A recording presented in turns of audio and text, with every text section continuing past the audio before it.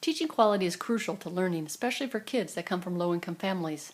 Their parents may be illiterate and unable to help with homework, and they may have little access to magazines and books.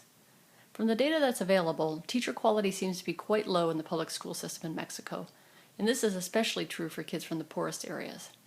The government doesn't offer many incentives to get good teachers to go to rural and indigenous communities. Typically, teachers for those areas are chosen because they speak the native language, not because they have any teaching ability. But even given this preference for native language speakers, it's estimated that 1/3 of indigenous educators are placed in towns that speak a different indigenous language than their own. In this video, we'll explore some of the reasons why teaching quality tends to be low on average in Mexico. The first reason is the fact that the government does little to attract good students into the field. For instance, there are typically no full-ride scholarships for top students to pursue teaching degrees. Another problem is that the institutions that award teaching degrees are typically of low prestige and low quality. The government has failed to enforce any minimum standards on these institutions. The PRI traditionally treated teaching positions as a form of political patronage, that is, as a way to reward party followers. That legacy unfortunately lives on, as positions are treated as a commodity in many parts of Mexico. For instance, teaching positions are bought and sold or passed on to relatives as opposed to being given to the best applicant. Teacher training tends to be substandard, focusing too much on theory and not enough on whether the person understands the subject and can actually teach it.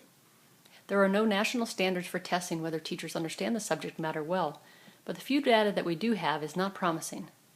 A recent report notes that, quote, the share of questions that an average Mexican teacher could answer correctly in a national teacher knowledge exam in 1996 to 2000 was just 50%. And even after they are hired, there's rarely on-the-job training, nor is there a good mentoring system for new teachers that would help them improve their skills. Besides personal satisfaction, there are no real incentives to be a good teacher in Mexico. Teachers are awarded tenure after 6 months on the job, which means that they have a job for life with little concern for teaching quality or the possibility of being fired. Salaries typically are not tied to merit or to class evaluations. There's no way to get bad teachers out of the classroom. School principals do not have the authority to fire teachers or even to recommend that they be fired. The biggest reason, though, is the National Teachers Union. Its acronym in Spanish is the SNTE. It wields an enormous amount of power over schooling in Mexico, more than any other teachers union in the Latin American region. Over 60 years ago, the government decreed that there could only be one teachers union, and that every public school teacher and most administrators had to join. The union was so enmeshed with the PRI that it was considered a, quote, virtual arm of the party. Union representatives still form an integral part of the state. They are often appointed to positions in the Ministry of Education, and according to one analysis, quote, work against government efforts to increase accountability, efficiency, and transparency in the system. The union also has a fair number of its members in the legislature, which it allows it to shape legislation. So what specific power does the union have? Well, it has a lot. It has the monopoly over supply of teachers.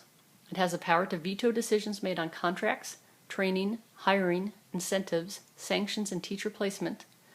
It also is legally entitled to, quote-unquote, commission teachers to take a paid leave of absence from teaching to do union work. It's estimated that more than 10% of teachers at any point in time are commissioned in this way. And union work is defined broadly here to include things like working on election campaigns. It's thought that the union places its own interests above those of the students. And since the union can provide so much electoral support, politicians have traditionally given it, quote, free rein, ironclad job security for teachers, and third-rate education for students. So what is the potential for reform?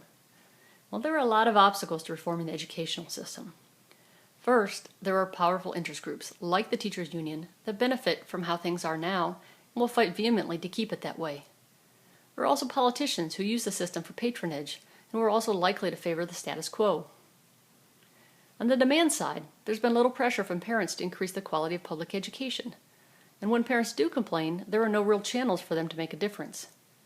The rich and upper middle class parents send their children to private schools typically, so they don't experience how bad the public schools are, and they're also less willing to increase taxes for public school reform since they already pay for private school education.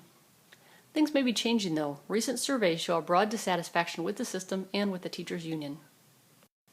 President Peña Nieto has made education reform one of the cornerstones of his presidency. Already in 2013, the government has passed a reform bill that seeks to, quote, create a system of uniform standards for teaching hiring and promotion based on merit, and will allow for the first census of Mexico's education system. And this is important because no one knows exactly how many schools, teachers, or students exist in Mexico. The plan will move much of the control of the public education system to the federal government from the teachers' union. The government also arrested Elba Esther Gordillo, the head of the National Teachers Union in Mexico since 1989, on charges of embezzlement and organized crime.